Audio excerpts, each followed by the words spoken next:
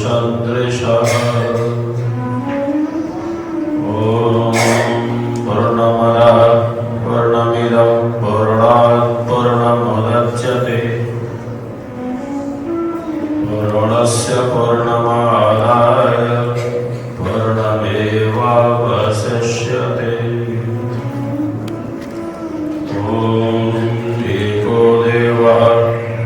सर्वभूतेषु गौणः सर्वव्यापी सर्वभूतान्तरात्मा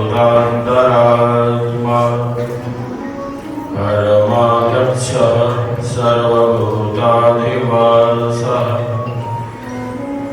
साक्षी चेतः केवलो निर्गुणश्च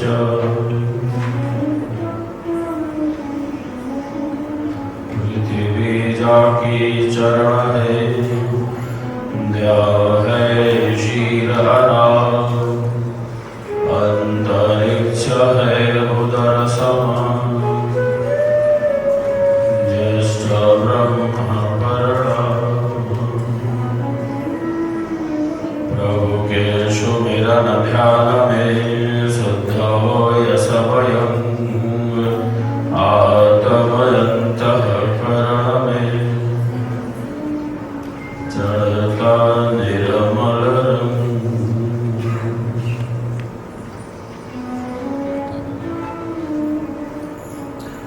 एक बार सभी एक दूसरे के उत्साह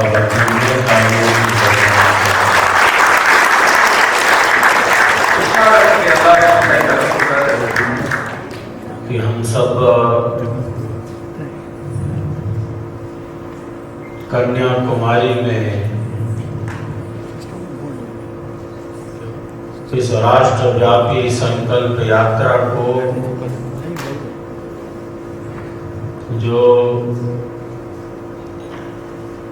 17 जुलाई से श्रीनगर कश्मीर की धरती से आरंभ हुई है, हिमालय के आंगन से जो शीर्ष भाग है हिमालय,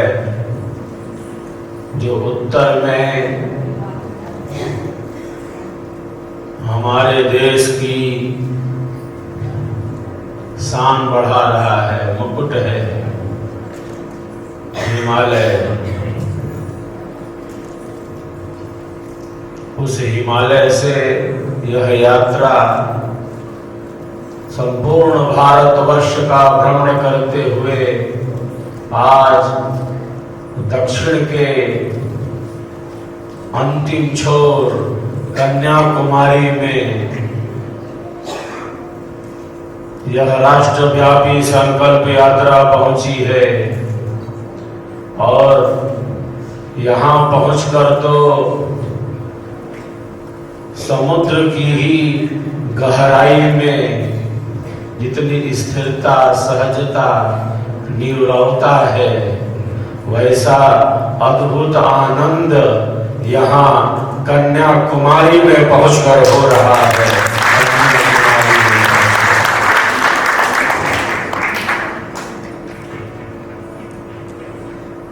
இன்னைக்கு ரொம்ப சந்தோஷமான நாள்.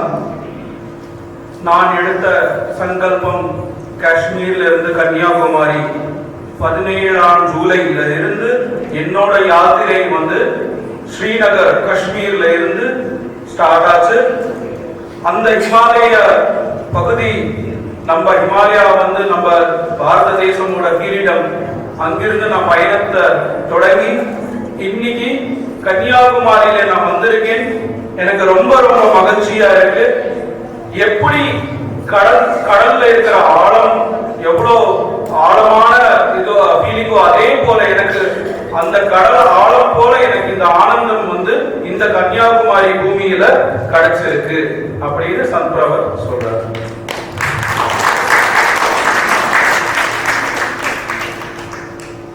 उत्तर में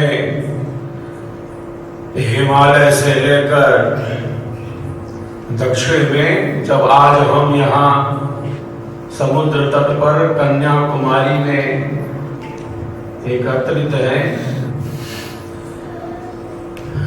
उत्तर में हिमालय के उत्तुंग शिखर से दक्षिण में कन्याकुमारी तक, पूरब में असम के जंगलों से लेकर पश्चिम में राजस्थान के मरुस्थलों तक, यह जो भारत भूमि है, यह मातृभूमि नहीं है, ये हमारी मातृभूमि है, ये हमारी मातृभूमि है। வடக்குல இருக்கிற ஹிமாலய பகுதியில இருந்து கன்னியாகுமரி வரைக்கும், அதுக்கப்புறம் நம்ம மாநிலத்தில் இருக்கிற எல்லா பகுதிகளும், 4 திசைகளும், அஸ்ஸாமில் இருந்து ராஜஸ்தான் வரைக்கும் இந்த பூமி வந்து நம்ம மாதृभूमि அப்படின்றது சன்பிரவர் சொல்லுகிறார்। हमारी संस्कृति अत्यंत समृद्ध है, जिसने हमें अध्यात्म को सहज रूप से प्रदान किया है।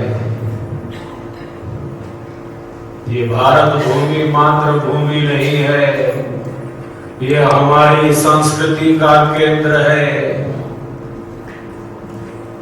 ये केवल जमीन का टुकड़ा नहीं, ये हमारी संस्कृति है, ये हमारी विरासत है, ये अध्यात्म की ही भूमि है, ये ज्ञान का ही आलोक है। பூமி மட்டும் கிடையாது, இது வந்து ஒரு ஆன்மீக கலாச்சாரம் கொடுக்கிற ஒரு பூமி அப்படின்னு, இது வெறும் ஒரு பீஸ் ஆஃப் லேண்ட் மாத்திரம் கிடையாது, இது நம்மளோட சொத்து। இந்த ஆன்மீகம், இந்த பாரத பூமி கிடைக்கிறது ஒரு, இது நம்மளோட சொத்து அப்படின்னு சன்பிரவர் विज्ञान देवी महाराज। विश्व की आदि संस्कृति है, विश्व के बुद्धिजीवी, चिंतक, विचारक अपनी संस्कृति को समझने से पहले भारत को ही समझना चाहते हैं, अनुभव करना चाहते हैं। जो प्रकाश में रत है, जो अन्वेषण में है, जो निरंतर सत्य के पथ में है, जो स्वयं की ही तरफ बढ़ता जा रहा है, जिसे प्रकाश प्रिय है, वही भारतीय है, यही भारतीय जीवन है। மிக பழைய கலாச்சாரம், மற்ற தேசங்களும் இந்த கலாச்சாரத்தை நோக்கி தான் எல்லாரும் பார்க்கறாங்க। நம்ம கலாச்சாரத்துல தான் நம்ம வந்து பிரகாசத்தை தேடி போகிறோம், சத்தியத்தை தேடி போகிறோம்। அதுக்குள்ள நமக்குள்ள இருக்கிற ஆன்மீக, அது நமக்குள்ள இருக்கிற ஆன்மாவை தேடி இந்த பூமியில மட்டும்தான் போகிறோம்। இதுதான் நம்ம பாரத தேசம் அப்படின்னு அவர் கூறுகிறார்। अपनी साधना के द्वारा हमारे कल्याण का मार्ग प्रशस्त किया है। यह जो कन्याकुमारी का समुद्र तट है, यह तो स्वामी विवेकानंद की साधना से ही परम पवित्र है, परम आनंददायी है।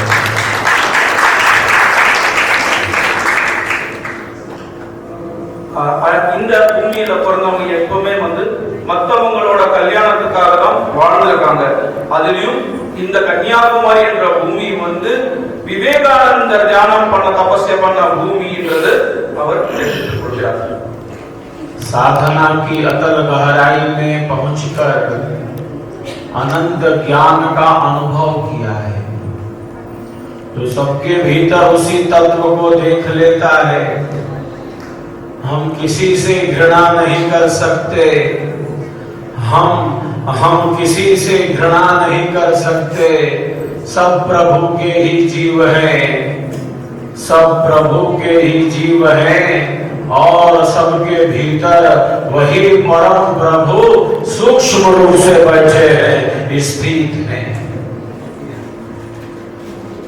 आध्यात्मिक ज्ञान के ही कारण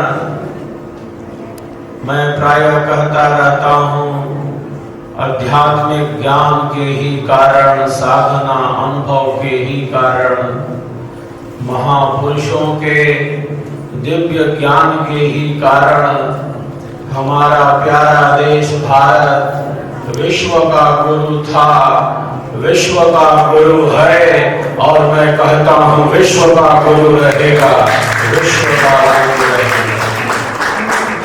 இந்த தேசத்துல இருக்கிற அந்த ஆன்மீகனாலதான் வந்து என்னைக்குமே பாரத தேசம் விஸ்வ குருவா இருந்தது, இன்னைக்கும் இருக்குது, எப்பொழுதும் இந்த பாரத தேசம் தான் இந்த விஸ்வ குருவா இருக்கும் அப்படின்னு அவர் தெரிவித்தார்। हमारी तो संगम स्थली है,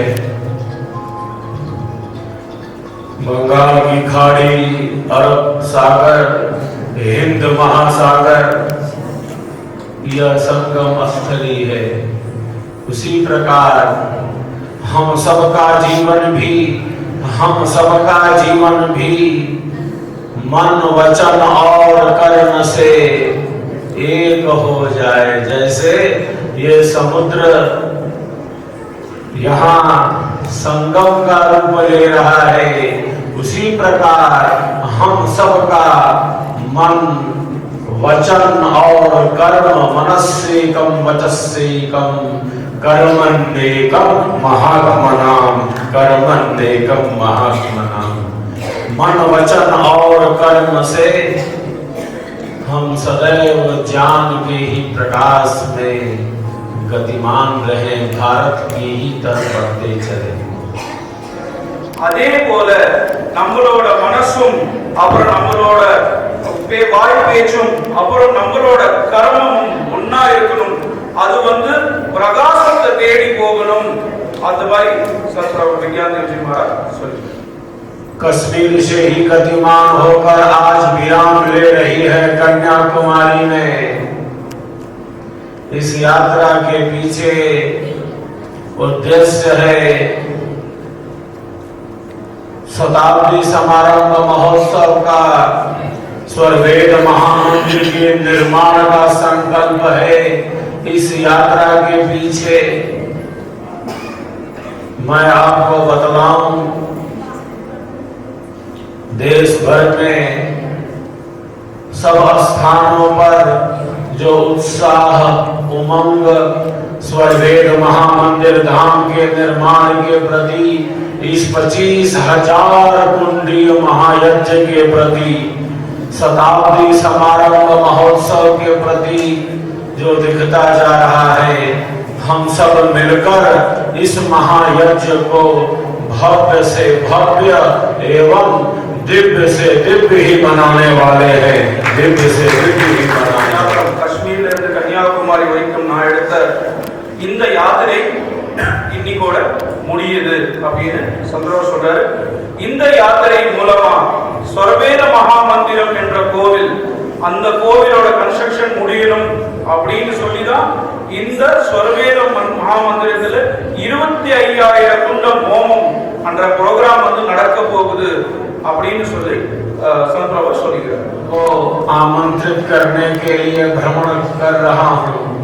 स्वरवेद महामंदिर धाम पर 17-18 दिसंबर को विहंगम योग संत समाज का 100वां वार्षिकोत्सव, जिसे हम कहते हैं शताब्दी समारंभ महोत्सव, जब 100वें वर्ष में प्रवेश होगा, इस पावन अवसर पर हम सब एक साथ मिलकर 25,000 यज्ञ कुंडों से यज्ञ देव को, यज्ञ भगवान को ही प्रकट करने जा रहे हैं। यज्ञ भगवान को எல்லா மாநிலங்களும் போயிருக்கேன்। அது இல்லாம இந்த விஹங்கம் யோகான்ற ஆர்கனைசேஷன் 100வது வருஷம் நோக்கி போயிட்டு இருக்கு। இந்த 100வது வருஷத்துல நம்ம போகிறப்ப இந்த ஹிந்தியில வந்து சதாப்தி மகோத்சவ் அப்படின்னு சொல்லுவாங்க। இந்த சதாப்தி மகோத்சவ 25,000 குண்டம் ஹோமத்துல நம்ம யஜ்ஞம் பண்றப்ப அந்த யஜ்ஞம் கடவுளே வந்து தோன்றுவார் அப்படின்னு சந்தவர் வந்து கூறுகிறார்। भारत विश्व गुरु की तरफ तेजी से आगे बढ़े, हमारे देश की जो शक्ति है वो दिनों दिन बढ़ती जाए, हर क्षेत्र में विज्ञान, तकनीकी, अर्थ के क्षेत्र में हमारा प्यारा देश भारत ऊंचाइयों की ही तरफ बढ़ता रहे, सबके जीवन में सुख एवं शांति हो, दुखियों का दुख कम हो, पीड़ितों की पीड़ा कम हो। दुखी को और दुखी नहीं बना सकते, पीड़ित को और पीड़ा नहीं पहुंचा सकते। यही इस महायज्ञ का उद्देश्य है कि हमारा प्यारा देश भारत निरंतर ऊंचाइयों की ही तरफ आगे बढ़ता चले, विश्व कल्याण के ही पथ पर आगे बढ़ता चले। भारत संपूर्ण विश्व का ही कल्याण चाहता है।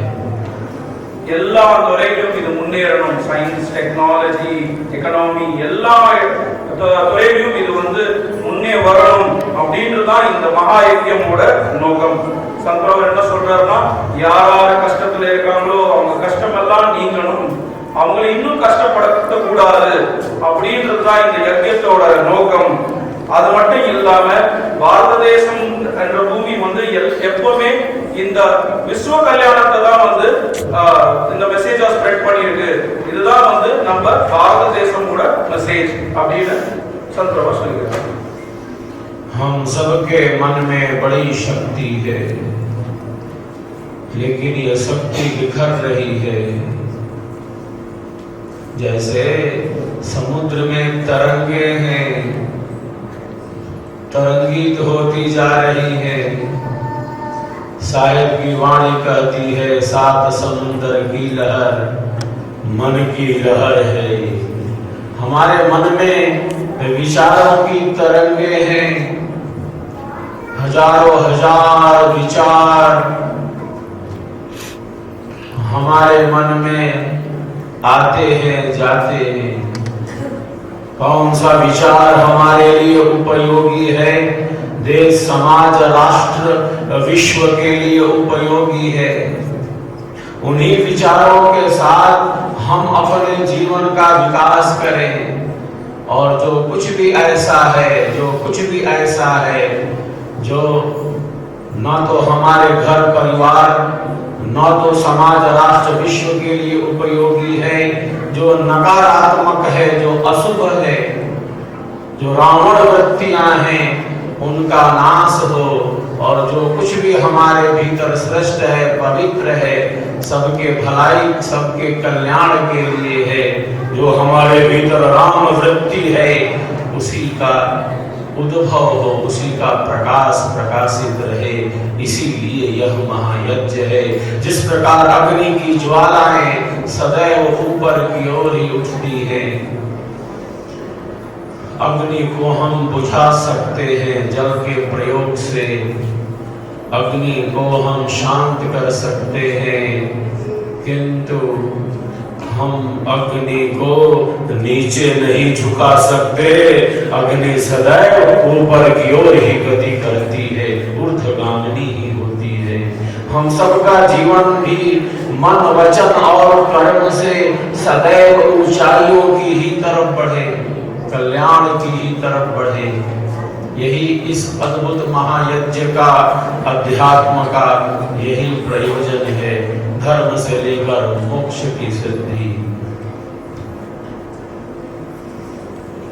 நம்ம மனசுல ரொம்ப சக்தி இருக்கு. ஆனா இந்த மனசுல ஆலோசனைகள் என்ற அலைகள் பாஞ்சிட்டு இருக்கு. இப்ப எப்படி ஒரு கடல்ல அலைகள் இருக்குதோ அதே போல நம்ம மனசுக்குள்ள பல மடங்கு, அதாவது ஆயிரக்கணக்கான ஆலோசனைகள் ஒரு அலை ரூபத்துல வந்துகிட்டு போயிட்டே இருக்கு. இந்த ஆலோசனைகளும் இந்த தாட்ஸ் எல்லாமே நல்லதுன்னு சொல்ல முடியாது. எந்த தாட்ஸ், எந்த விசாரம், எந்த ஆலோசனைகள் நம்ம சமாஜத்துக்கு நல்லது பண்ணுதோ, இல்ல நம்ம தேசத்துக்கு நல்லது பண்ணுதோ, இல்ல நம்மளுக்கு நல்லது பண்ணுதோ, அந்த ஆலோசனைகள் மட்டும்தான் நம்ம எடுத்துக்கொள்ளணும். நெகட்டிவ் தாட்ஸ், நெகட்டிவ் விசாரம் எல்லாமே நம்ம விட்டுடணும். அதுதான் இந்த ஸ்வர்வேத மகாயஜ்யம் என்ற நோக்கம்னு சந்த் அவர் கூறுகிறார். அதுக்கப்புறம் அவர் என்ன சொல்லுகிறார் அப்படின்னா, எப்படி ஹோமத்துல நம்ம அக்னி பிரஜ்வலமை, அந்த அக்னி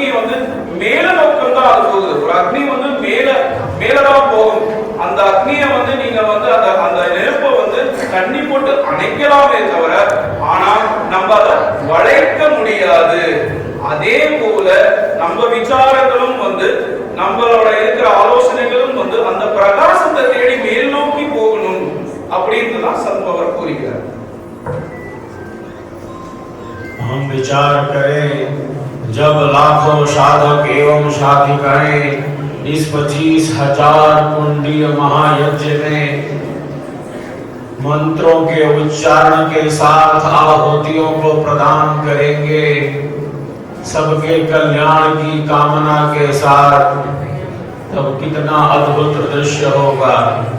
ऐसा दृश्य होगा जैसा मानो धरती पर सतयुग ही प्रत्यक्ष हो रहा हो, सतयुग ही प्रत्यक्ष हो रहा हो।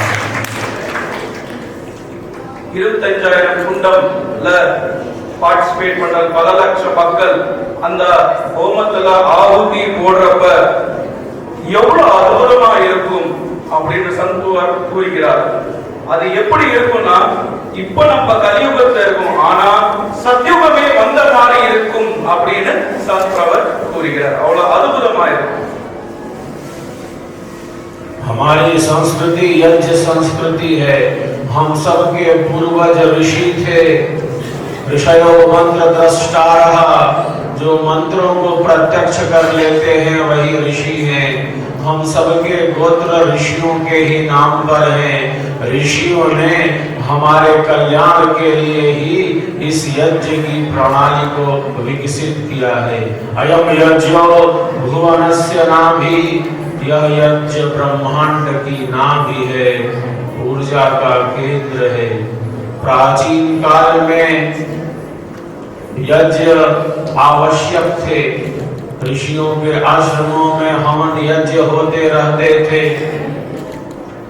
किंतु आज हमें ऐसा प्रतीत होता है यह यज्ञ पहले से कहीं ज्यादा आवश्यक एवं अनिवार्य हो गया है आज के समय में, क्योंकि न केवल बाहर का प्रदूषण बढ़ता जा रहा है, अपितु मनुष्य के मन में भी अंधेरा बढ़ता जा रहा है, नकारात्मकता बढ़ती जा रही है, अशांति बढ़ती जा रही है, और निर्णय बढ़ता जा रहा है, और नियंत्रण बढ़ता जा रहा है।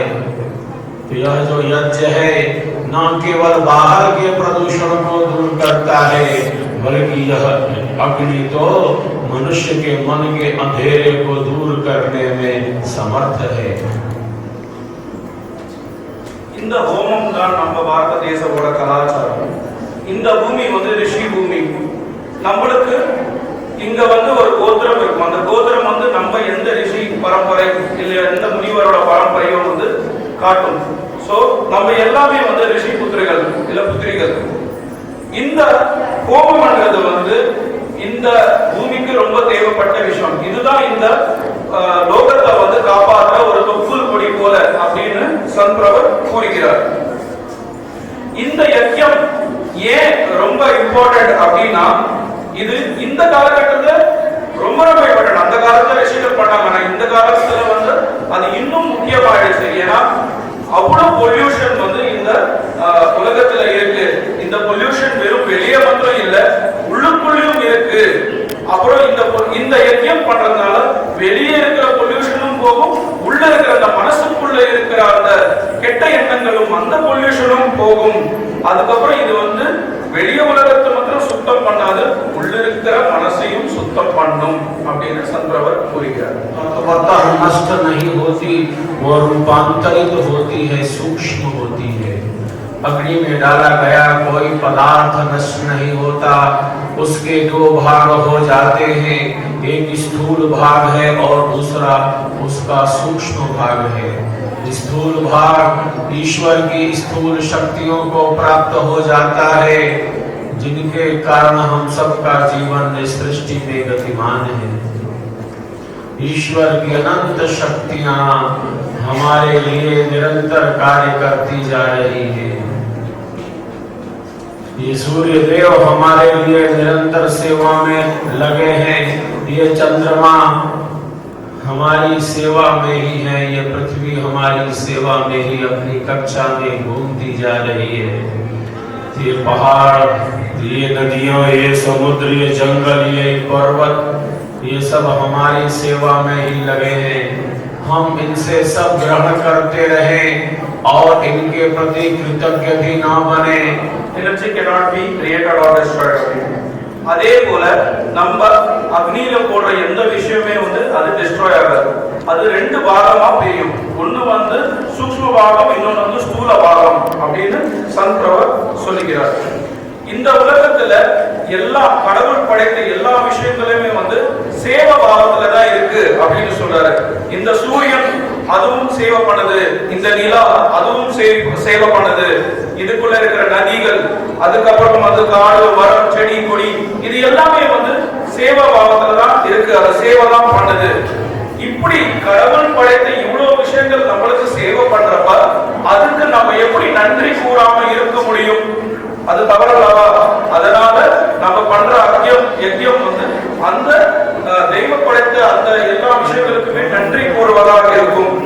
அதே போல இது என்னோடது இல்ல, கடவுளோடது, அந்த கடவுளுக்கே நான் சமர்ப்பணம் பண்றேன்னு அப்படி அந்த பாவத்துல இந்த யஜ்யம் எப்பவுமே பண்ணணும் அப்படின்னு சந்திரவர். धाम पर यह महायज्ञ है, यह महायज्ञ भव्य से भव्य हो, दिव्य से दिव्य हो। 17-18 दिसंबर को यह अद्भुत महायज्ञ है। इसी महायज्ञ के निमित्त स्वर्वेद महामंदिर का निर्माण शीघ्र से शीघ्र हो, इसीलिए यह राष्ट्रव्यापी संकल्प यात्रा है जो आज कन्याकुमारी में दक्षिणतम में, भारत के दक्षिण से भी दक्षिण में हम यहाँ पहुँचे हैं। और यहाँ आकर, आपके बीच आकर हमें बहुत प्रसन्नता का अनुभव हो रहा है, बहुत आनंद का अनुभव हो रहा है। 17-18 டிசம்பர்ல நடக்கிற அந்த ப்ரோக்ராம் 25,000 மூமெண்ட் இந்த ஸ்வர்வேத மகாமந்திரம் கன்ஸ்ட்ரக்ஷன் கம்ப்ளீட் ஆகணும் அப்படின்ற சங்கல்பத்துல இந்த காஷ்மீர்ல இருந்து கன்னியாகுமரி யாத்திரை இன்னைக்கு முடியுது. உங்களுக்கு முன்னாடி இந்த கன்னியாகுமரி பூமியில நான் இருக்கிறதுனால எனக்கு ரொம்ப ரொம்ப மகிழ்ச்சியா இருக்கு அப்படின்னு சந்திரவர் கூறுகிறார். 20,000 से भी ज्यादा साधक और साधिकाएं बैठकर विहंगम योग की साधना का अभ्यास कर सकते हैं। मन को नियंत्रित करने का अभ्यास, परम तत्व के अनुभव का अभ्यास। 20,000 से भी ज्यादा साधक एवं साधिकाएं स्वर्वेद महामंदिर धाम में एक साथ बैठकर विहंगम योग की क्रियात्मक साधना का अभ्यास कर सकते हैं।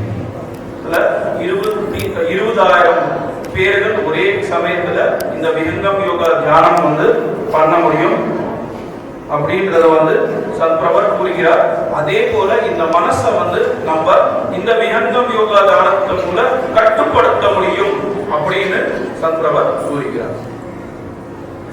मन का संबंध इंद्रियों से और इंद्रियों का संबंध उनके विषयों से है। जितना हमारा मन नियंत्रित होगा, संयमित होगा, या यूं कहें आत्मा के निकट होगा, जितना हमारा मन शांत, सहज, सरस, सरल, स्वाभाविक होगा, आत्मा के निकट होगा, उतना ही हमारे जीवन का भौतिक एवं आध्यात्मिक विकास होगा। मन चंचल है और आज के युग की बढ़ती हुई अति भौतिकवादी प्रवृत्ति के चलते चंचलता और बढ़ती जा रही है। मन तो पहले से ही चंचल है।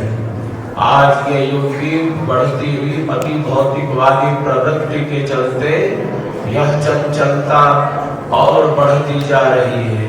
जितना हमारा मन शांत होगा, सहज होगा, सरस होगा, आत्मा के अनुकूल होगा, उतना ही हमारे जीवन का भौतिक एवं आध्यात्मिक विकास होगा।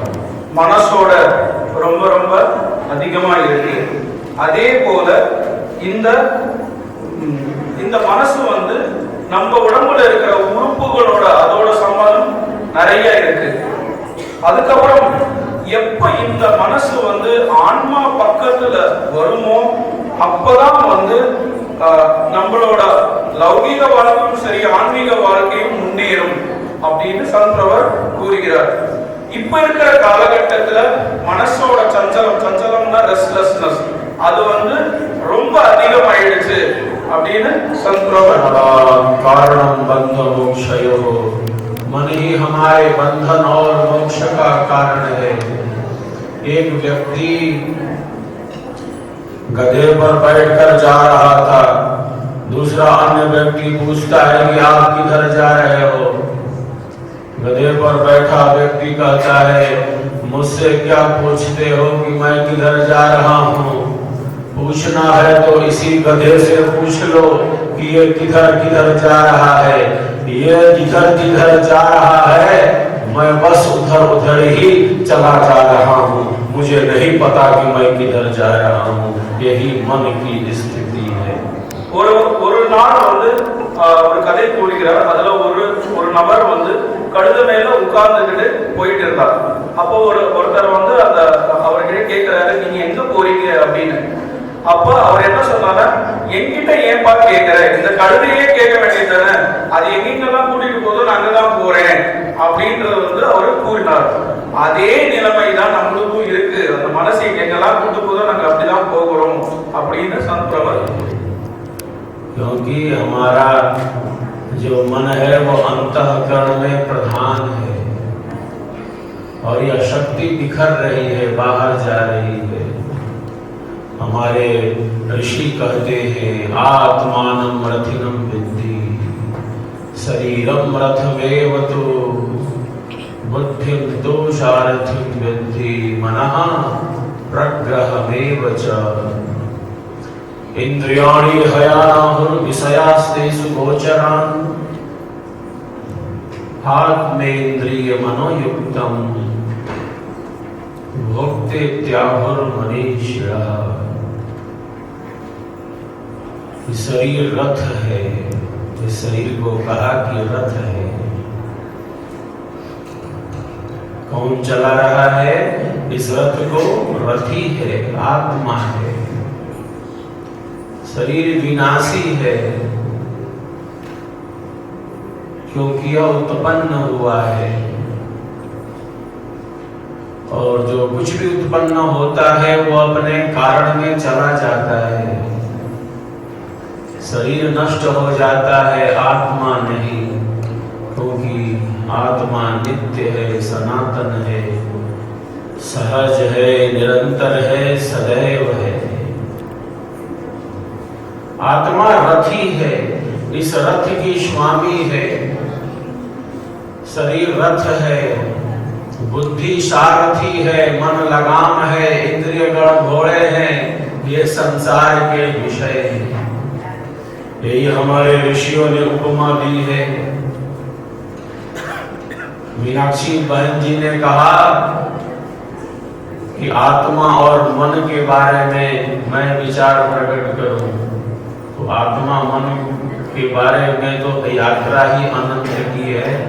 संक्षिप्त में हमारा जो ऋषि वचन है वह यह है, आत्मानं रथिनं विद्धि, शरीरं रथमेव तु बुद्धिं दोषारथिं विद्धि, मनः प्रग्रहमेव च।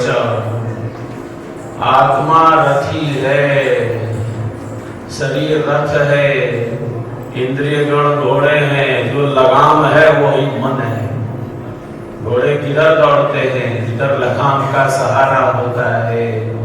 न रहा तो ये घोड़े तो गड्ढे में ले जाकर गिरा देंगे और भोगेगा कौन कष्ट? दुख कौन भोगेगा? मन को भोगना पड़ेगा। ईश्वर फल किसको देते हैं? आत्मा को। जीव को ही उसके कर्म का फल प्राप्त होता है। मन की चंचलता से, मन की अस्थिरता से जो कष्ट है, जो दुख है, वो आत्मा को प्राप्त होता है। शरीर रथ है, आत्मा रथी है, बुद्धि सारथी है, मन लगाम है, इंद्रिय गण घोड़े हैं, ये संसार के विषय है। जितना हमारा मन नियंत्रित और संयमित होगा या यूं कहे आत्मा के अनुकूल होगा, हमारा जीवन उतना ही आध्यात्मिक होगा, उतना ही श्रेष्ठ होगा। வேஸ்டா போகுது இந்த சக்தி எல்லாம் அப்படின்னு சந்திரபாபு சொல்றார். இந்த சரீரம் இது ஒரு ரதம் சமானம் அப்படின்னு சொல்றார். இந்த ரதத்துல முக்கியமானது அந்த ஆன்மா. இதுதான் நம்ம ரதத்தோட என்ன சொல்றது, அதுதான் இம்பார்ட்டன்டான எனர்ஜி கொடுக்கிறது. அதுக்கப்புறம் நிறைய விஷயங்கள் லைக் ஹார்சஸ் இருக்கு இல்லையா, அந்த ஹார்சஸ் பாத்தீங்கன்னா நம்ம இருக்கிற 5 சென்ஸ் ஆர்கன்ஸ், அதுதான் ஹார்சஸ். இந்த மனசுன்றது தான் கயிறு. ஸோ அந்த சென்ஸ் ஆர்கன்ஸை நீங்க அந்த 5 சென்ஸ் ஆர்கன்ஸ் கண்ட்ரோல் பண்ணணும்னா இந்த மனசு என்ற அந்த கயிறு வச்சு தான் அந்த சென்ஸ் ஆர்கன்ஸை நீங்க கண்ட்ரோல் பண்ணணும். இந்த சென்ஸ் ஆர்கன்ஸை நீங்க மனசுக்கு சரியா கண்ட்ரோல் பண்ணலைன்னா தப்பான வழிக்கு போகும். ஆனா கஷ்டப்படுறது யாருன்னு பாத்தீங்கன்னா நமக்குள்ள இருக்கிற அந்த ஆன்மா. அந்த ஆன்மா தான் கஷ்டப்படுறது. தவறு பண்றது என்னமோ அந்த மனசு, ஆனா அதுக்கான கஷ்ட விளைவுகள் ஆன்மாவுக்கு தான் கிடைக்குது. இந்த ஆன்மாவுக்கு இது என்னைக்குமே நிலைக்கு இருக்கும். இது அதுக்கு சாவே கிடையாது. இந்த யாருக்கு சாவுனா இந்த லோகத்துல இருந்து எது ஆக்சுவலா தோன்றியதோ அதுக்கு மட்டும்தான் சாவு. சோ இந்த ஆன்மா என்னைக்குமே தோன்றல. இந்த சரீரம் தான் இந்த உலகத்துல தோன்றுச்சு. அதனால இதுக்கு தான் மரணம். ஆன்மாவுக்கு என்னைக்குமே மரணம் இல்லை அப்படின்னு हम सबका संकल्प महान, हम सबका संकल्प महान। कन्याकुमारी के प्यारे साधक साधिकाओं, भाई और बहनों, एक बार सभी एक दूसरे के उत्साह और तालियों की बरकत। हम सबका संकल्प महान। स्वर्वेद महाग्रंथ को ही समर्पित है यह स्वर्वेद महामंदिर धाम, जो गुलाबी लाल पत्थरों से सजता जा रहा है। लाखों घन फुट पत्थरों से यह स्वर्वेद महामंदिर सजता संवरता जा रहा है और अब यह तो निर्माण की पूर्णता की तरफ आगे बढ़ता जा रहा है। आप सबों को स्वर्वेद महामंदिर धाम पर आयोजित इस 25,000 कुंडीय महायज्ञ में आमंत्रित करने के लिए, निमंत्रित करने के लिए मैं आपके बीच आज कन्याकुमारी आया हूँ। கம்ப்ளீஷனை நோக்கி போயிட்டு இருக்கு. இந்த மகாமந்திரத்துல பிங்க் ஸ்டாண்ட்ஸ்டோன் வச்சு பல லட்சம் கல்லுகள் வச்சு இந்த மகாமந்திரத்தை கட்டிக்கிட்டு இருக்கும். இதுல பல லட்சம் பேர் தியானம் பண்ணலாம். இந்த மகாமந்திரம் தியானம் 25,000 குண்டம் யஜ்ஞத்துக்காக நான் உங்க அந்த ப்ரோக்ராமுக்கு இன்வைட் பண்றதுக்காக இங்க வந்திருக்கிறேன் அப்படின்னு சந்திரபாபு சொல்றார். स्वर्वेद महामंदिर निर्माण का अर्थ मात्र महामंदिर निर्माण ही नहीं है, जो भिन्न भिन्न वस्तुओं को एकत्रित करके किया जा रहा हो। स्वर्वेद महामंदिर निर्माण का अर्थ है दिव्य मानव का निर्माण। स्वर्वेद महामंदिर निर्माण का अर्थ है लाखों लाख जीवों के परम कल्याण का निर्माण, परम जीवन का निर्माण। பல லட்சம் பேருக்கு நன்மை நடக்கணும், அவங்களோட வாழ்க்கை முன்னேறணும் அப்படின்ற ஒரு நோக்கத்தோட தான் இந்த மகா மந்திரம் கட்டப்படுகிறது அப்படின்னு சந்திரபாபு प्रयास करेंगे। घड़ी की सुई आगे बढ़ती जा रही है।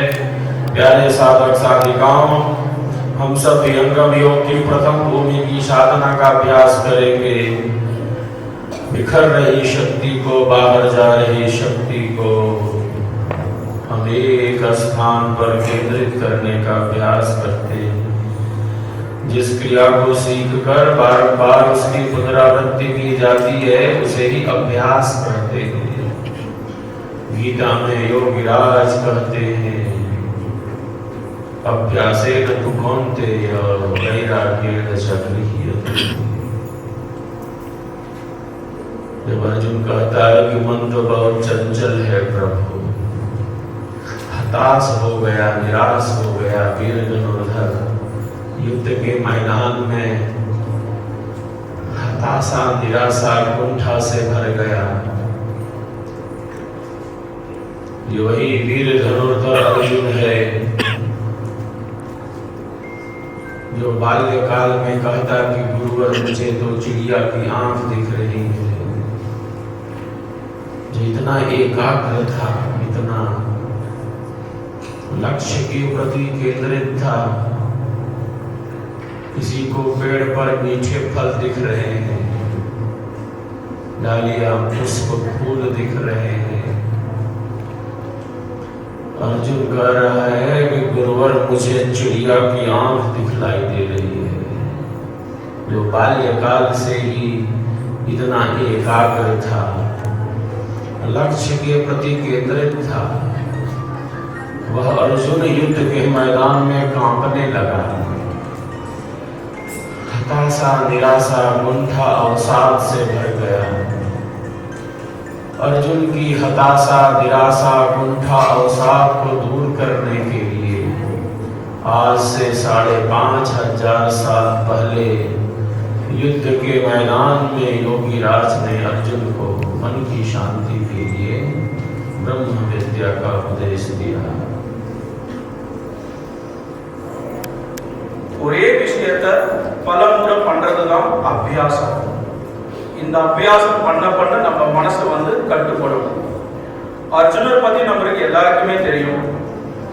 அர்ஜுனோட குரு ஒரு பறவையை நோக்கி அம்பு விட சொல்றப்ப மற்றவங்களாம் என்ன தெரியுதுன்னு கேட்கிறப்ப அவங்கெல்லாம் ஒருத்தர் குரு எனக்கு இலை தெரிகிறது, இன்னொருத்தருக்கு பலம் தெரிகிறது அப்படின்னு கூறுகிறார்கள். ஆனா அர்ஜுனர் கிட்ட கேட்கிறப்ப அவர் என்ன சொன்னார்னா, குரு எனக்கு அந்த பறவையோட கண்கள் தெரிகிறது அப்படின்னு தான் அர்ஜுனர் கூறுகிறார். இதுல இருந்து என்ன தெரியுதுன்னா, அவர் சின்ன பையனா இருக்கிறப்பயே அவருக்கு அவ்வளவு அபாரமான கான்சென்ட்ரேஷன் பவர் இருந்தது அப்படின்னு நம்மளுக்கு தெரிய வருது. ஆனாலுமே யுத்த பூமியில அவரால் அந்த யுத்தம் செய்ய முடியல. அவர் என்ன சொல்றாருன்னா, கிருஷ்ணா என்னோட மனசு சஞ்சலமா இருக்கு, ஓடிக்கிட்டு இருக்கு, ரொம்ப ரெஸ்ட்லெஸ்ஸா இருக்கு, என்னால கண்ட்ரோல் பண்ண முடியல அப்படின்னு அவரு சொல்றாரு. அதனால நம்ம யோகிராஜ் கிருஷ்ணர் அர்ஜுனருக்கு இந்த பிரம்ம வித்யா உபதேசம் தான் 5500 வருஷத்துக்கு முன்னாடி அவர் உபதேசம் கொடுக்கிறார். कोई युद्ध जीत नहीं सकते, जितना हमारा मन शांत होगा, सहज होगा, उतनी ही हमारी आंतरिक शक्ति विकसित होगी। युद्ध के मैदान में जो विद्या अर्जुन के लिए उपयोगी सिद्ध हुई, वह विद्या आज पहले से कहीं ज्यादा आवश्यक एवं अनिवार्य हो रही है, क्योंकि विचारों का युद्ध बढ़ता जा रहा है, मन में अशांति बढ़ रही है। अर्जुन की भांति बहुत बार हम किन कर्तव्य विमूढ़ हो जाते हैं। हम सबका जीवन निरंतर ऊंचाइयों के ही पथ पर आगे बढ़ता रहे, इसीलिए यह साधना मात्र आवश्यक ही नहीं अपितु अनिवार्य है. நேர முடியும் அப்படின்னு சந்திரவர் கூறுகிறார். இந்த விசாரங்கள் நமக்குள்ள இருக்கிற அந்த ஆலோசனைகள் முன்னாடியை விட இப்ப ரொம்ப அதிகமாயிடுச்சு. சோ சந்திரவர் என்ன சொல்றாருன்னா, இப்ப இந்த மனசை கட்டுப்படுத்துறது ஒரு கம்பல்சரியான விஷயம் ஆயிடுச்சு அப்படின்னு சந்திரவர் கூறுகிறார். सीधे बैठेंगे, मेरुदंड सीधा रखेंगे, थोड़ी देर के लिए सभी आंखों को बंद कर लें. எல்லாருமே இந்த கைகள் இருக்கு பாத்தீங்களா, இந்த கைகள் அது 2 ஃபிங்கர்ஸ்ல இப்படி வெச்சுக்கோங்க. உங்க தொடை மேல கை வெச்சுக்கோங்க. பேக் போன் ஸ்ட்ரைட்டா இருக்கணும், தலையும் பேக் போன் ஸ்ட்ரைட்டா இருக்கணும். சந்திரவர் கூறுகிற வரைக்கும் கண்களை எல்லாரும் மூடிக்கொள்ளுங்கள். எல்லாரும் தியானத்துல உட்காருங்கள். கையை இப்படி வெச்சுக்கோங்க தொடை மேல, பேக் போன் ஸ்ட்ரைட்டா. கொஞ்ச நேரம் கண்கள் மூடிக்கொள்ளுங்கள். समुद्र के बाहरी भाग पर ऊंची ऊंची तरंगें तरंगित होती जा रही है. तरंगों में टकराव है, युद्ध है, संघर्ष है. ये ऊंची ऊंची तरंगें तरंगित होती जा रही है. मैं बड़ी तो मैं बड़ी, तरंगों में युद्ध है. तरंगों में युद्ध है, टकराव है। तरंगों के लड़ने से अस्थिरता है, कोलाहल है। समुद्र में ज्वार आ गया है, तूफान। चित्र विचित्र दृश्य दिख रहा है। समुद्र के ऊपरी भाग में इतना कोलाहल, इतनी अशांति, इतनी अस्थिरता, इतनी चंचलता, क्योंकि तरंगों में टकराव है। मैं बड़ी तो मैं बड़ी, मैं। समुद्र के ऊपरी भाग में तरंगों के लड़ने से ऐसा दृश्य उपस्थित हो गया है।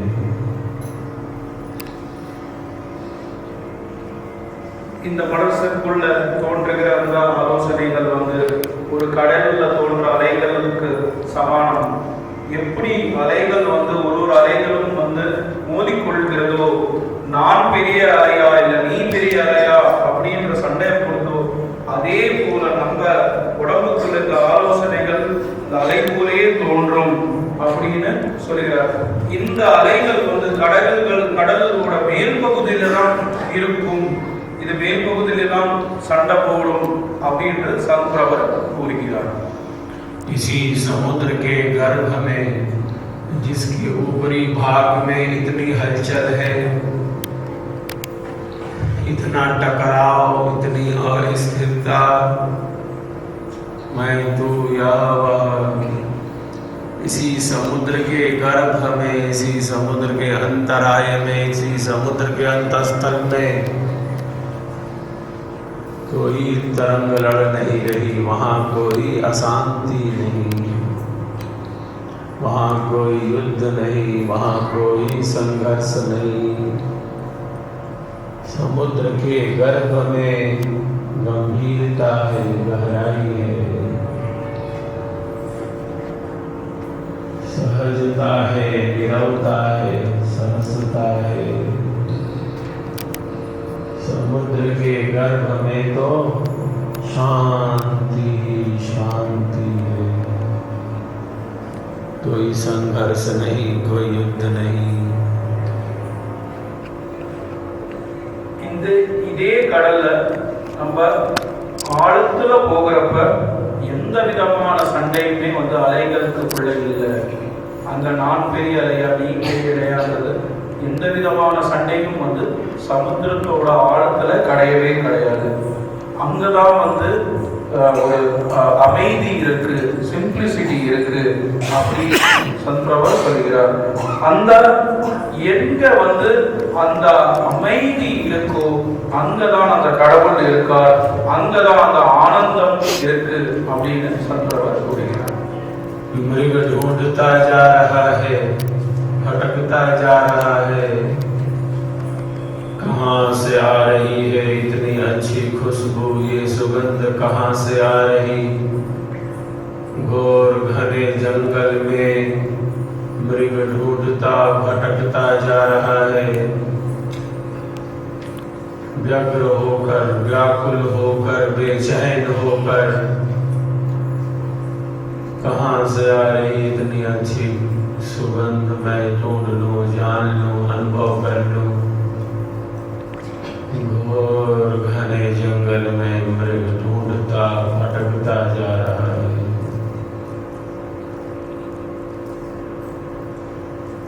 நம்மளோட காடுல பாத்தீங்கன்னா ஒரு மானை பாத்தீங்கன்னா அந்த மான் எப்பவுமே அந்த காடுக்குள்ள தேடிக்கிட்டே இருக்கும். என்ன தேடுதுன்னா, ஒரு நல்ல வாசனை வருகிறது இந்த காடுல, இந்த வாசனை எங்கிருந்து வருகிறது அப்படின்னு அந்த காட்டுக்குள்ள அந்த மான் தேடிக்கிட்டே இருக்குமா. जल प्रपात प्रवाहित होता जा रहा है। घोर घने जंगल में पर्वत की इन ऊंचाइयों से झरना प्रवाहित होता जा रहा है।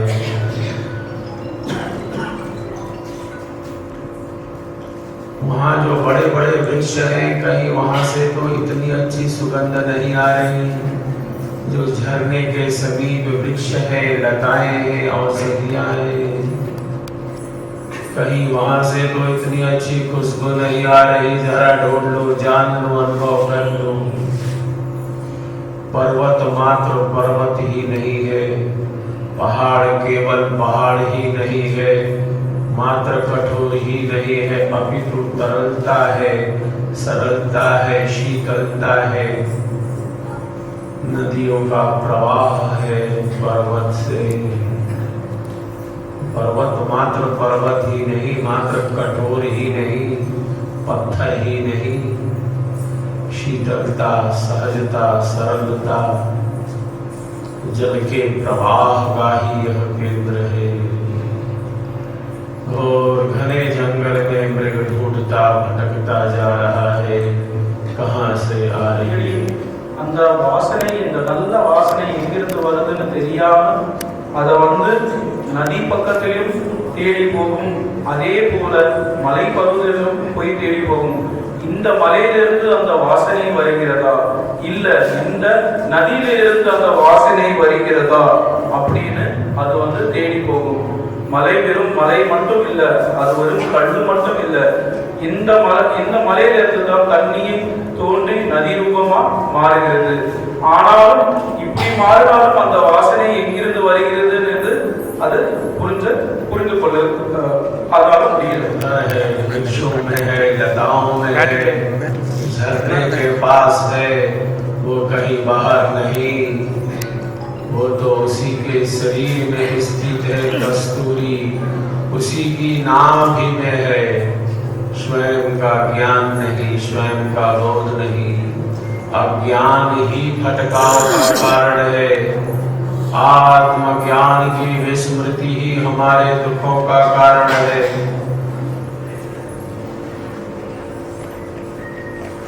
அந்த மான் எல்லா இடத்துலயுமே தேடுது, காடுல தேடுது, நதியில தேடுது, மலையில தேடுது. அதுக்கு ஆனா என்ன ஒரு விஷயம் புரியல அப்படின்னா, அதோட சரீரத்துக்குள்ள இருக்கிற அந்த வயிறுக்குள்ள அந்த கஸ்தூரி என்ற ஒரு விஷயத்துல இருந்துதான் இந்த வாசனை வருகிறதுன்றது அந்த மானுக்கு புரியவில்லை. அதே போல அந்த கடவுளும் நமக்குள்ள இருக்கார், அதை நம்ம தெரிஞ்சு கொள்ளணும். அது வெளியே இல்லை, அந்த கடவுள் நம்ம உள்ளுக்குள்ள இருக்கிறார். कस्तूरी कुंडल बसे मृग ढूंढे मन मान, ऐसे घट घट राम है दुनिया जानत नाम। कस्तूरी की सुगंध अंतर में है, बाहर ढूंढता भटकता जा रहा है। इसीलिए साहिब की वाणी कहती है, कस्तूरी कुंडल बसे मृग ढूंढे वन मान, ऐसे घट घट राम है दुनिया जानत नहीं। हम सबके भीतर परम शक्ति है, परम ऊर्जा है। जैसे मेहंदी के हरे पत्तों में लालिमा है, तिल में तेल है, चकमक पत्थर में आग है, दूध के कड़कड़ में मक्खन ही मक्खन है। इसी प्रकार हम सबके भीतर श्वासों का श्वास, हमारे प्राणों का प्राण परमात्मा ही है, जो परम आनंद, परम शांति, परम ज्योति, परम तत्व, परम शब्द, परम पुरुष सच्चिदानंद रूप से ही स्थित है। இந்த விஷயம்தான் கபீர் சாப் அவரோட குரல்களையும் கூறுகிறார். இந்த மாதிரி இந்த கஸ்தூரி என்ற விஷயம் அதுக்குள்ளே இருக்கிறது தெரியாம அது எல்லா இடத்துலயுமே தேடி போகுது அப்படின்னு கபீர் சாஹிப் அவரோட குரல்கள்ல கூறுகிறார். அந்த கடவுள் என்றது இப்ப நீங்க பாத்தீங்கன்னா சந்தவர் என்ன சொல்றாருன்னா, மருதாணி என்ற பச்சை நிறம் கொண்ட இலைக்குள்ளதான் அந்த சிவப்பு நிறம் இருக்கிறது, அதே போல பாலுக்குள்ளதான் வெண்ணையும் இருக்கிறது, இதே போல நம்ம உடம்புக்குள்ளதான் அந்த கடவுளும் இருக்கிறார் அப்படின்னு சொல்லியிருக்காங்க. हम देख रहे हैं कैसे श्वास अंदर आ रही है। महसूस करें हर एक श्वास को, कैसे श्वास अंदर आ रही है और बाहर जा रही है।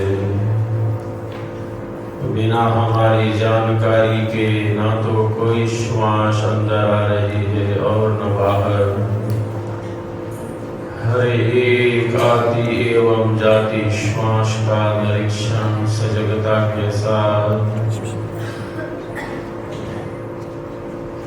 சத்பிரபர் என்ன சொல்கிறாங்க, உங்களோட சுவாசத்தை நீங்க பாருங்க, எப்படி அந்த சுவாசம் உங்க மூக்கு வழியா உள்ளே போகுது, எப்படி அந்த சுவாசம் உங்க மூக்கு வழியா வெளியே வருது அப்படின்னு அப்சர்வ் பண்ணுங்க அப்படின்னு சத்பிரபர் கூறுகிறார். கண்ணை மூடிக்கிட்டு எப்படி உங்களோட சுவாசம் உள்ளே போகிறது, எப்படி அந்த சுவாசம் நீங்க வாங்குற அந்த மூச்சு காற்று வெளியே போகிறது அப்படின்னு பாருங்கள், அனுபவம் பண்ணுங்கள் அப்படின்னு சத்பிரபர் கூறுகிறார். हर एक श्वास अनमोल है, ईश्वर का ही महान प्रसाद है। अनमोल है यह मानव जीवन, यूं ही नहीं मिल गया, हर क्षण अनमोल है। जब गाढ़ी नींद में हम सो गए, जब सब विश्राम कर रहे हैं, क्योंकि मन ही निश्चेष्ट है गाढ़ी नींद में, सुषुप्ति में। जब मन ही निश्चिष्ट हो गया, जब सब विश्राम कर रहे हैं, प्राण जगे हैं गाढ़ी नींद में, हमारी रक्षा कर रहे हैं। प्राणों का प्राण परमात्मा है, श्वासों का श्वास परम प्रभु है। ஒரு சுவாசம் கடவுள் கொடுத்த பிரசாதம். இது இதுக்கு ஒரு விலையே இல்லை, விலைக்கு மதிப்பில்லாத ஒரு விஷயம் தான் இந்த சுவாசம் அப்படின்னு சத்பிரபர் கூறுகிறார். நம்ம எப்ப டீப் ஸ்லீப்க்கு போறோமோ அப்ப அந்த மனசு சாந்தம் அடையும். ஆனா பிராணசக்தி என்றது நம்ம உடம்புக்குள்ளே ஒர்க் பண்ணிக்கிட்டே இருக்கும் அப்படின்னு சத்பிரபர் கூறுகிறார். वायु है, प्रवाह है जीवन का।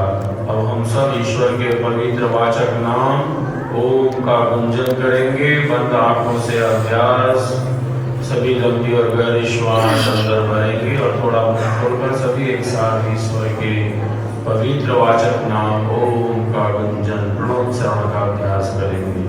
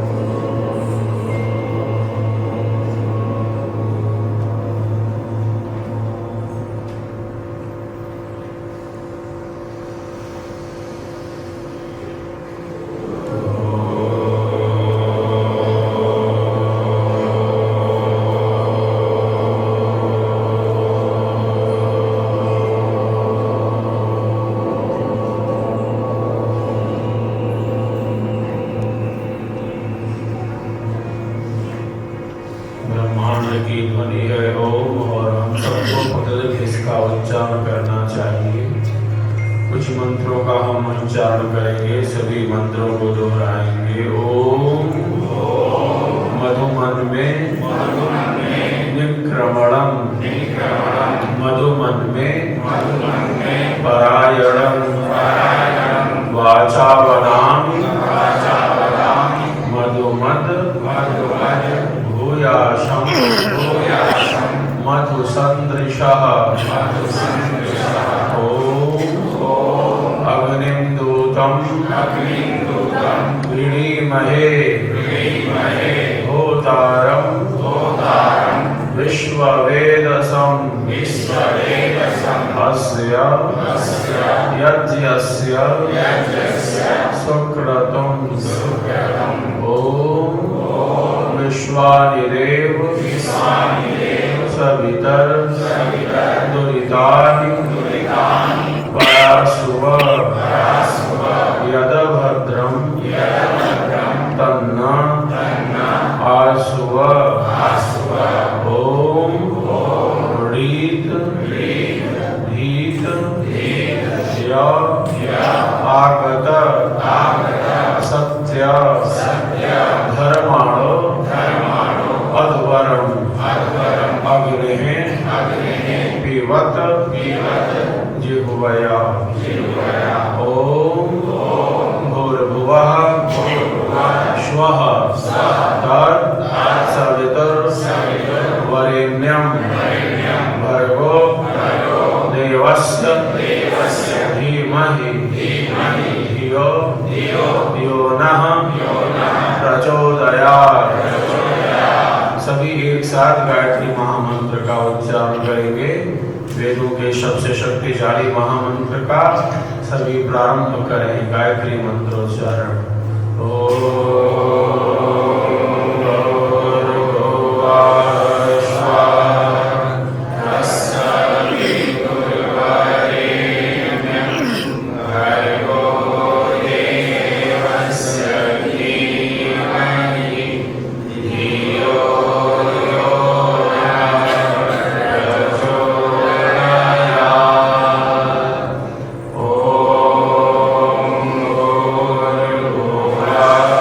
Swah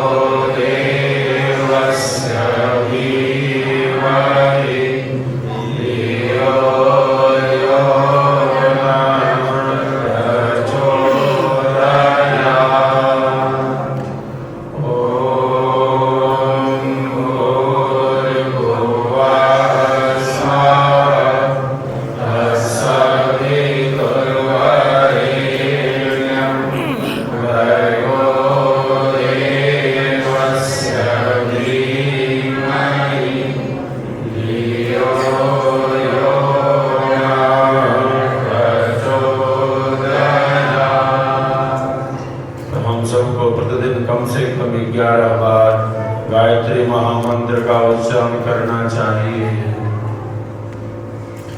इसका संक्षिप्त अर्थ यह है, हे प्रभु, हे परमात्मा, आप मेरे रक्षक हो प्रभु, प्राणों के प्राण हो, दुख विनाशक हो, आनंद स्वरूप हो, सकल जगत की उत्पत्ति करता हो प्रभु, तेजस स्वरूप हो, परम प्रकाश स्वरूप हो। आपका ही वर्ण करते हैं प्रभु, वरेण्यम वर्ण कर लिया, कन्या अपने पति का वर्ण करती है, स्वयं को ही समर्पित कर देती है, आत्मा के अंदर अंतरात्मा रूप से परम प्रकाश, परम ज्ञान, परम शक्ति, परम ऊर्जा रूप में परमात्मा ही स्थित है। आपका ही वर्ण करते हैं प्रभु। मेरे मन बुद्धि को सदैव सन्मार्ग में ही प्रेरित करो प्रभु, भीतर के अंधेरे को मिटा दो, हम सदैव सहज सनातन पथ में आगे बढ़ते रहेंगे। इसी पवित्र भावना के साथ हम सबको गायत्री महामंत्र का कम से कम 11 बार प्रातः सायं उच्चारण करना चाहिए।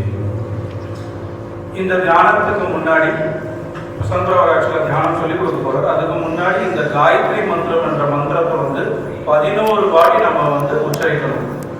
அது பிராக்டிஸ் பண்ணி ரிப்பீட் பண்ணணும். இந்த காயத்ரி மந்திரம் மகா மந்திரம். இதோட ஷார்ட் மீனிங் என்னன்னு பாத்தீங்கன்னா, அந்த கடவுளுக்கு நம்ம சமர்ப்பணம் பண்றோம், அந்த கடவுள் தான் நம்ம கஷ்டத்தை நீங்கும், அந்த கடவுள்ன்ற சக்தி தான் நம்மளுக்கு சந்தோஷம் கொடுக்கும், அந்த கடவுள் தான் பிரகாச ஸ்வரூபம். அவங்கள நம்ம ஏத்துக்கிறோம், அந்த கடவுளை ஏத்துக்கிறோம். எப்படி ஒரு பொண்ணு கல்யாணத்துல ஒரு ஹஸ்பண்டை ஏத்துக்கிறாங்களோ அதே போல நம்ம அந்த கடவுளை ஏத்துக்கிறோம். அதே போல அந்த கடவுளை கிட்ட நம்ம என்ன பிரார்த்தனை பண்றோம்னா, நம்ம மனசும் புத்தியும் நல்ல வழியிலே நம்ம எப்பவுமே இருக்கணும், நல்ல வழிகாட்டணும் அப்படின்ற பண்ணக்கூடிய ஒரு பிரார்த்தனை தான் இந்த காயத்ரி மந்திரம். ஸோ தியானத்துக்கு முன்னாடி 11 வாட்டி இது ஜபம் பண்ணணும்.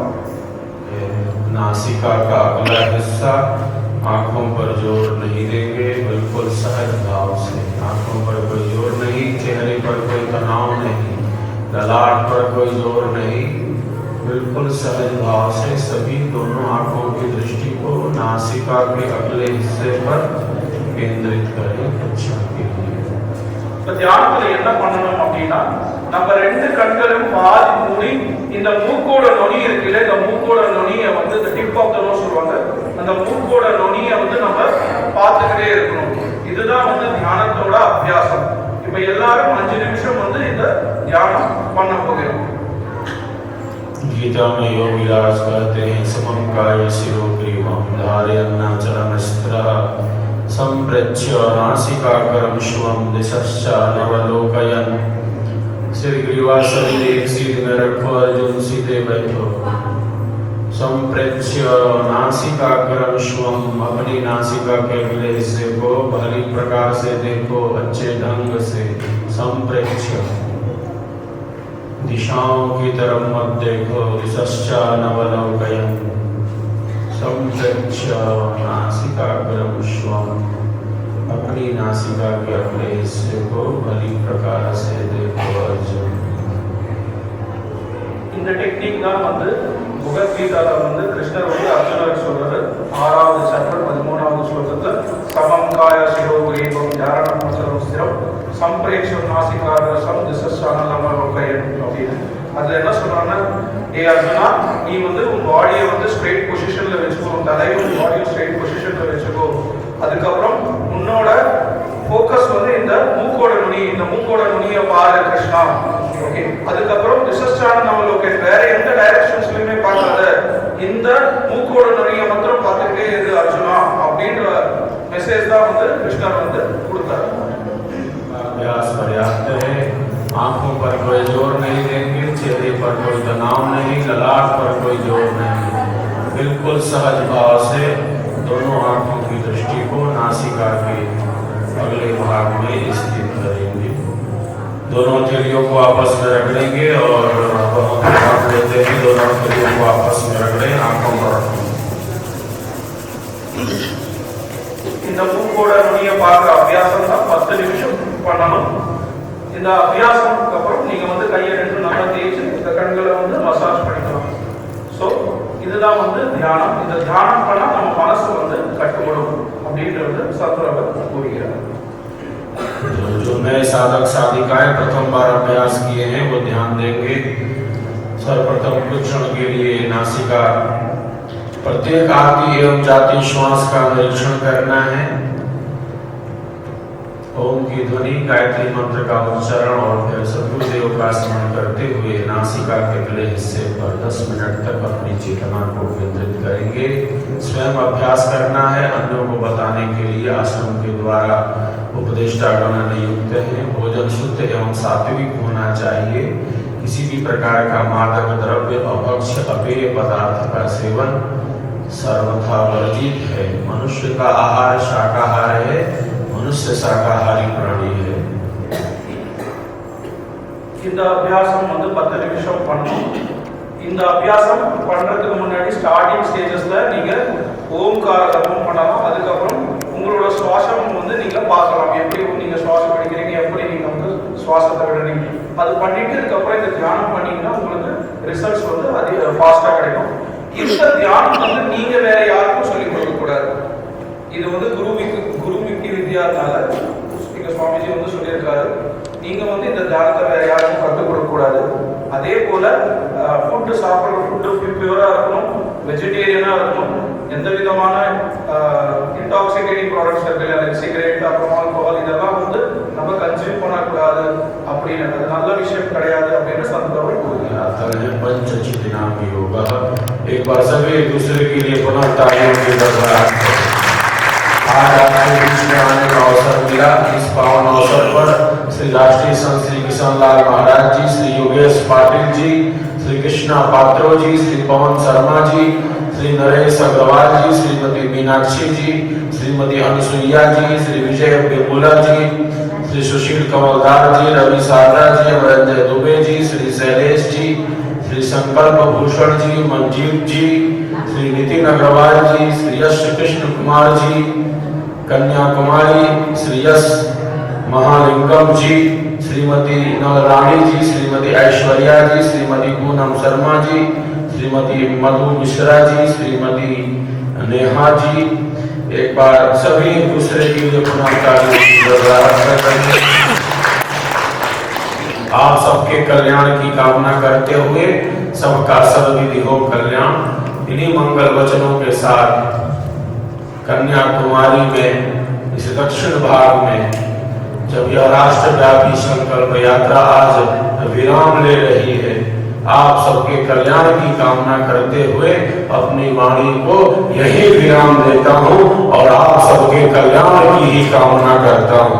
बोलिए सद्गुरुदेव की जय। हम सबका संकल्प महान, हम सबका संकल्प महान। அவர்கள் ரொம்ப முக்கியமா எங்களுக்கு ரொம்ப உதவி பண்ணியிருந்தார். சாப்பாடு ரொம்ப ரொம்ப நல்லா இருந்தது. அவருக்கு நன்றிகள். அனந்தஸ்ரீ இந்த விவேகானந்தா கேந்திராவோட ஒரு பெரிய அதிகாரி, மேனேஜர், அவர் இருந்ததுனால்தான் எல்லா இடத்துலையும் எங்களால் பேனர் கட்ட முடிஞ்சது. என்னென்ன வேலைகள் உங்களுக்கு எங்க ஆபீஸ் மூலமா கிடைக்குமோ அதெல்லாம் எங்களுக்கு ஹெல்ப் பண்ணார். அனந்தஸ்ரீக்கு எங்களுக்கு ரொம்ப நன்றிகளை தெரிவித்துக் கொள்கிறேன். ராஜா பப்ளிக் ரிலேஷன் ஆஃபீஸர், அவரால்தான் இப்போ எங்களால் வந்து கவர்மெண்ட் குருஜிக்கு கொடுக்க முடிஞ்சது. மற்ற எல்லா மீடியா பீப்புள் எல்லாம் எப்படி கான்டாக்ட் பண்ணாங்கிறதுக்கு ரொம்ப எளிமையா சொல்லி கொடுத்தார். அவருக்கு எங்களோட நன்றிகள். ஸ்கூல் பிரின்சிபல் சரிஹா, அவர் கூட ஏற்பட்ட ஒவ்வொரு டீச்சர்ஸுக்கும் எங்களோட நன்றிகள், குழந்தைகளுக்கும் எங்களோட நன்றிகள். இந்த தருணத்துல வந்து என்னோட மனசுல ரொம்ப சக்தியா இருக்கிறது வந்து விஜய் வெகுலா, அவருக்கு என்னோட மிகப்பெரிய நன்றிகள். அவருக்கு தான் என்னை பொறுத்து கொண்டு, என்னோட கோபத்தை பொறுத்து கொண்டு என் கூட இந்த ப்ரோக்ராத்தை சக்சஸா பண்ணி கொடுத்தார். அவருக்கு ரொம்ப நன்றிகள். संत जी, मैं यहाँ ये शब्दों का जरूर कहना चाहती हूँ कि ये जो प्रोग्राम जो हुआ है उसके लिए मैं बहुत विजय बिमला से आभारी हूँ। मेरा ये जो गुस्सा, मेरा जो ये मतलब एकदम एरोगेंसी जैसे बात करती हूँ, वो मुझे संभाले, उसके लिए मैं बहुत बहुत शुक्रिया अदा करती हूँ। सुशील भी मेरे साथ रहते थे 4 दिनों से, तो ये सब हुआ है, सब एक बड़ा टीम वर्क है। जस्ट 2 दिन कल मुझे गुरु भाई बहुत सारे मिले, नितिन, शैलेश और हेमंत, जमशेद जी एंड ये सब आए थे। मतलब मुझे मेरा सारा काम आसान हो गया। सबसे ज्यादा मुन्नत जी और की बेटी, एकदम मेरा सारा सामान, सब काम एकदम बहुत आसान हो गया, और इसके लिए मैं बहुत थैंक करती हूँ। It's really very good. और हम सबका संकल्प महान, हम सबका संकल्प महान, हम सबका संकल्प महान। 15 संस्कृत शुद्ध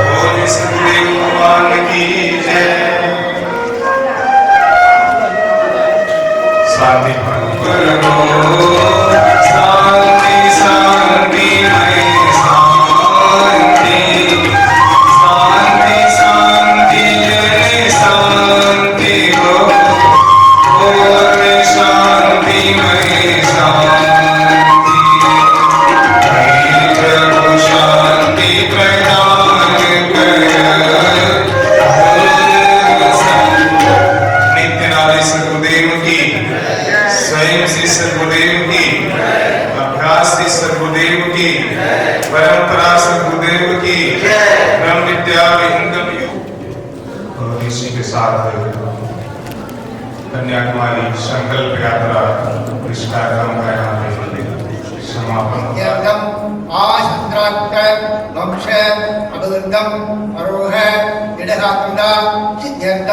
इष्ट देवता कुल देवता परिपूर्ण अनुग्रह प्रसाद बल सिद्ध्यर्थम श्री गुरुभ्यो नमो नमः।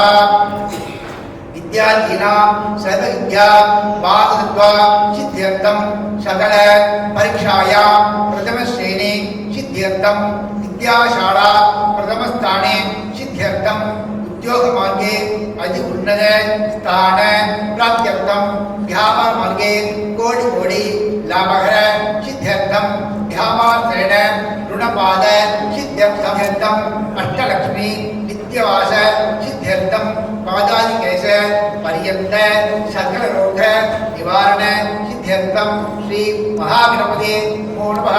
ओम परब्रह्मणे नमो नमः। ओम सिद्ध्यर्थम अष्टलक्ष्मी विद्यावास सिद्ध्यर्थम पादादिकेश पर्यंत सकल रोग निवारण सिद्ध्यर्थम समर्पयामि। जय गुरु महाराज।